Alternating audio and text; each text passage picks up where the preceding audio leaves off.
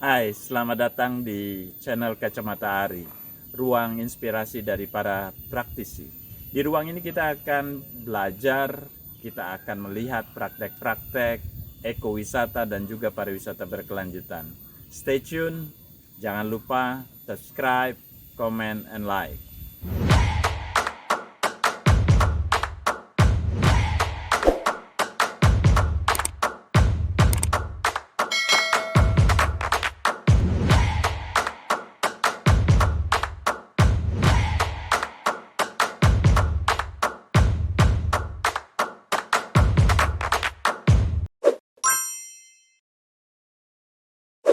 Hai, kembali lagi dengan Kacamata Ari. Saya ada di Senaru. Senaru itu salah satu lokasi desa di kaki Gunung Rinjani yang merupakan pintu utama masuk yang paling tua untuk mencapai puncak Gunung Rinjani.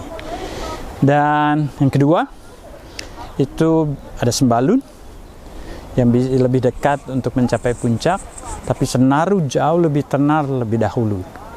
Dan saya bersama tim Indekon dulu pernah membantu di sini, dan saya mau nemuin temen nih.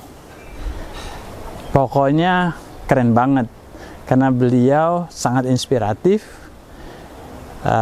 Nanti kita temuin.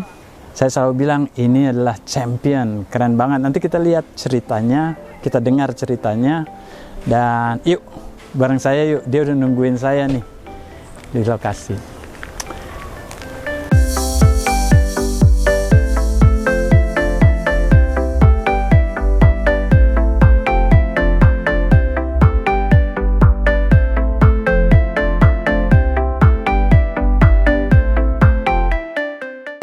Pak Ari, selamat datang di Desa Senaru ya Pak. Terima kasih udah punya waktu buat saya. Iya. Guys, Ibu Katni. Bu Katni ini saya bilang apa ya? Pencetus guide wanita pertama untuk mendaki Gunung Rinjani. Wow, keren banget. Terima kasih. Kita dengar ceritanya. Kita ikutin yuk, dengar ceritanya. Mbak Katni, mungkin ini keren. Sayang Rinjaninya ketutup ya. Iya. Rinjani ketutup, tapi ini Lembah Sendarun yang saya dari dulu selalu rindu ya. Dan di sana ada air terjun. Ada air terjun, teman-teman. ada 2 air terjun. Ada 3 di sana juga ada air terjunnya juga. Ya. Aduh, keren banget ya pemandangan di sini. Ini kalau di tourism kita sebutnya, saya bilang this is the $500 view gitu. Makanya ceritain dong. Woman Guide Association, asosiasi pemandu wanita di Rinjani. Oh, iya. Dulu digagas sama Mbak Katni ini, sampai sekarang masih ada atau bagaimana perkembangan? Oh, masih ada. Awalnya sih pertama itu saya memandu itu sejak umur 15-an tahun Pak, masih umur anak-anak ya. Saya terinspirasi karena banyaknya pendaki gitu kan. Yo kok ada pendaki perempuan. Itu tahun gitu. berapa ya? Tahun 95. Saya memulai memandu tahun 95 waktu itu.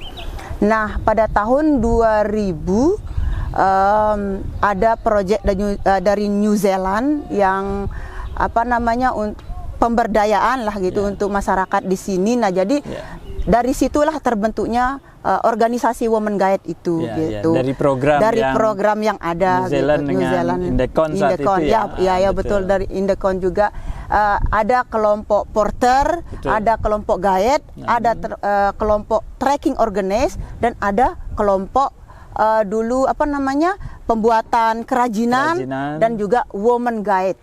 Ya, dulu pada awalnya Women Guide itu terbentuk dari ibu-ibu yang dari desa adat itu. Mereka tidak mempunyai edukasi, mereka tidak pernah sekolah. Hanya beberapa yang tamatan SD dan tamatan SMP gitu. Nah, dari situlah terbentuknya Women Guide itu gitu. Nah, pada setiap tahunnya saya mengajak perempuan perempuan muda yang tidak melanjutkan sekolahnya ke perguruan tinggi gitu, karena mereka tidak mempunyai untuk ikut di kelompok organisasi Women Guide ini gitu. Tapi dulu waktu pertama ya Mbak Katni ya, itu memang udah kepikiran naik Gunung Rinjani loh. Itu kan berapa jam itu kan? Kalau sampai puncak sih dari sini tuh 15 jam. 15 jam. Ya. Tapi kita menginap dulu gitu. Dari sini ke Pelawangan Senaru itu kawahnya sebelum kita ke danau itu 6 jam. Ya, 6 jam, 7 jam sama makan siang di perjalanan. Nah, dari Pelawangan itu turun ke danau itu 3 jam. Nah, dari danau itu ke puncak itu sampai 6 sampai 7 jaman lah gitu. Ya. Itu kerja keras. Ya, kerja keras. Tapi memang Rinjani itu dikenal dengan pemandangan yang sangat indah, fantastis ya. Di Indonesia itu selain mungkin lawannya hanya Jaya Wijaya mungkin ya di Papua. Tapi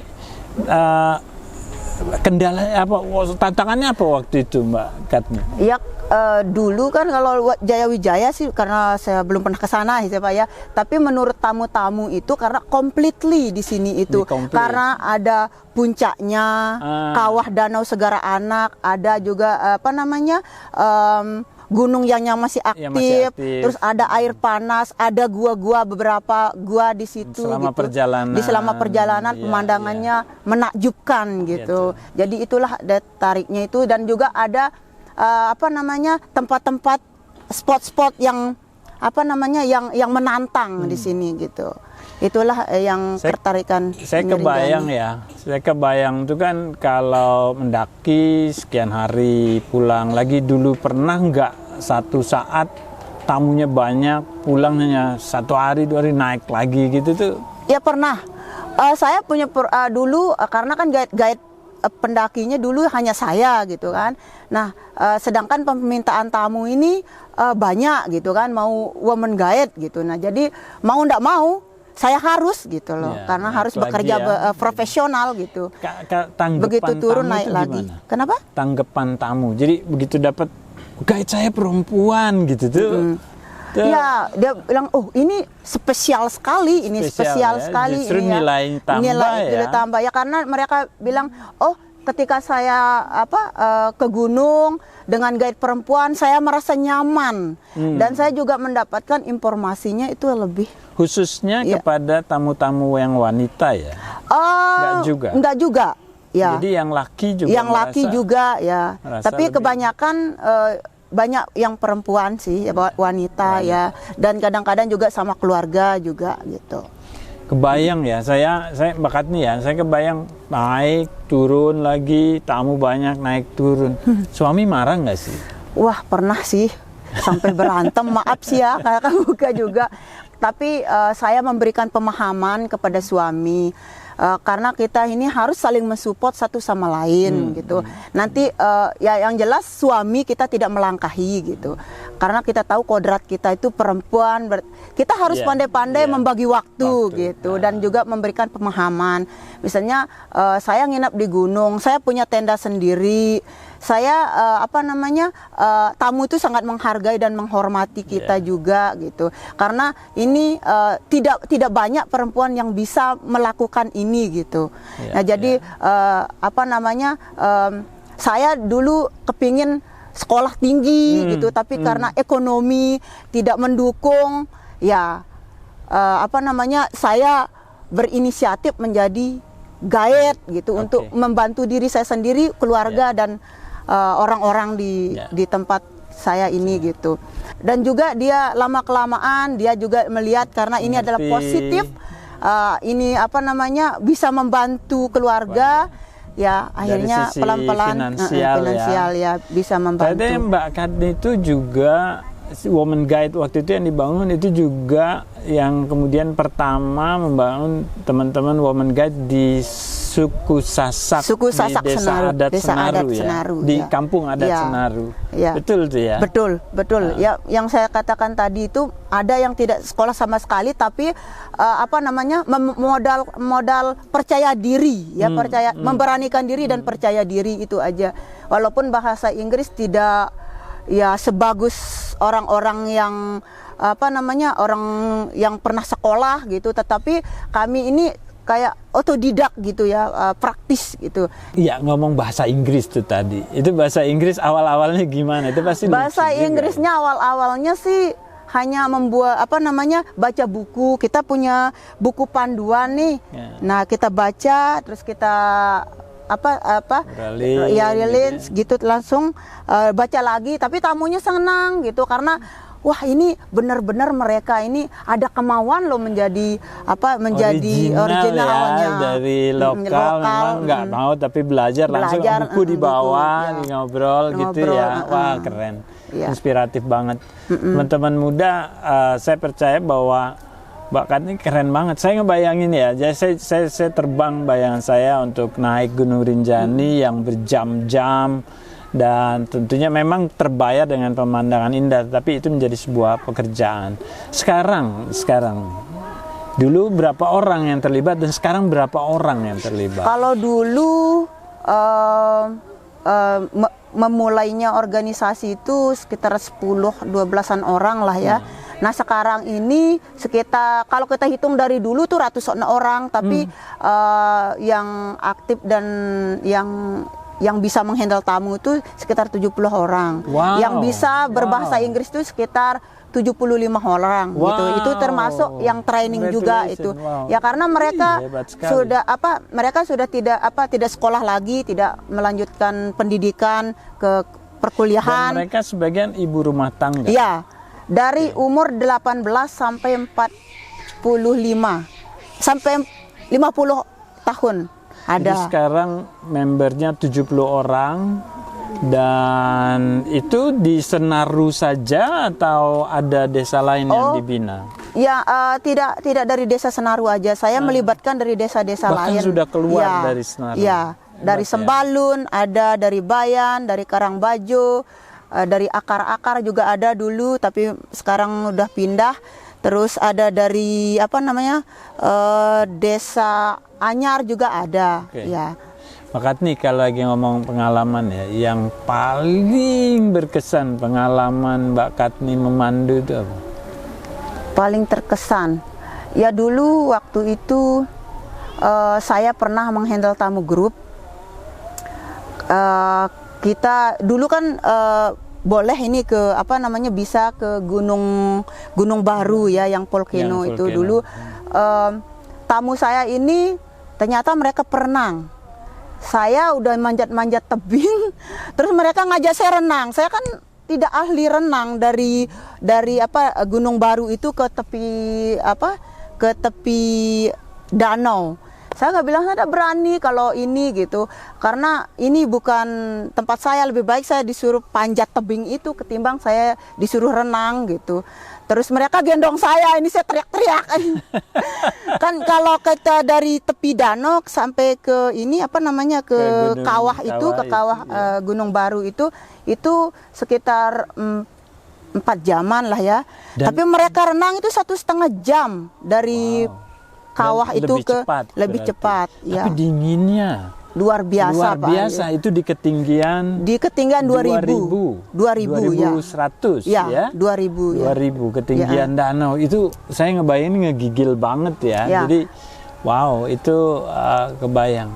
Tapi dengar-dengar saya katanya nih dapat sentilan dari luar, katanya pernah bawa artis dunia. Oh iya benar.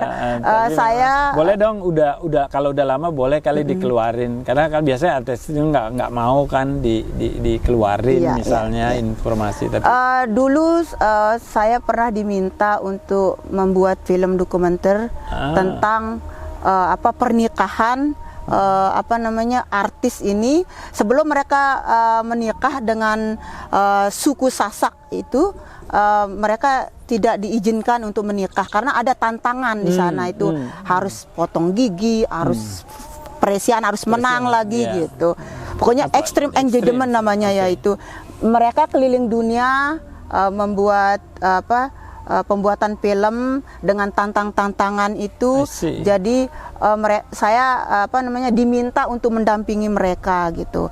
Nah, di seluruh Indonesia ini, hanya di Lombok ini karena adanya Women Guide ini gitu. Oh, keren. Ya, mereka mensupport keren. Women Guide di sini. Jadi gitu. dia support Women Guide, terus bikin film dokumenter di situ. tentang adat budaya yang ada di sini. Gitu. Itu film dokumenter bisa dilihat. Bisa di dilihat. Netflix ya. Di sana Lombok Extreme Engagement Lombok gitu aja, itu udah kelihatan gitu di situ. Teman-teman menarik. Dan juga beberapa wartawan dari artikel juga ya. Dulu dari penerbangan Inggris ke Bangkok itu saya membuat artikel tentang perempuan, penginspirasi perempuan di gunung gitu. Jadi saya lah yang diminta untuk naik ke Rinjani waktu itu. Nah, harusnya program 2 malam 3 hari, tapi kami bisa melakukan 2 hari.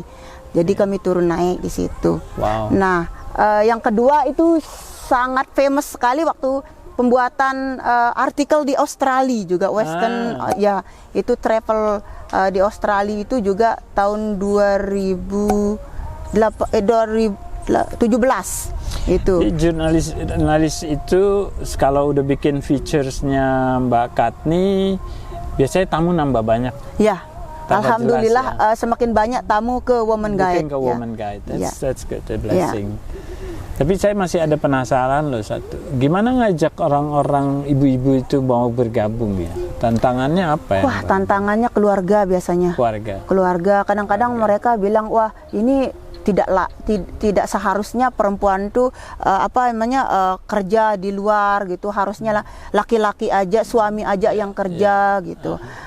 Terus saya bilang, wah ini nanti kalau suami ini sakit, siapa yang membantu perekonomian keluarga kalau tidak istri atau perempuan gitu. Jadi mereka paham juga gitu. Okay. Terus kadang-kadang waktu anak-anak, kadang-kadang anak sakit juga gitu. Jadi tapi kami bisa saya memberikan pengalaman-pengalaman dan mengatur waktu gitu. Jadi mereka bisa bergabung. Okay. Ya, kadang-kadang ada juga yang bilang, wah Bu Katni ini mau membuat kelompok organisasi perempuan untuk melawan laki-laki gitu. Bukan, saya bilang itu pemikiran yang bodoh, saya bilang gitu. Maksud saya membentuk organisasi ini untuk memperkuat dan bisa membantu perekonomian keluarga gitu. Betul. Nah, itulah tujuan saya. Menarik. Gitu. Keren. Ya. Saya disuruh lompat-lompat, terus manjat-manjat tebing. Ternyata saya udah hamil 3 bulan. Wow. Ini dia. Alhamdulillah tadi. Jadi anak gunung nih. Ya, anak gunung.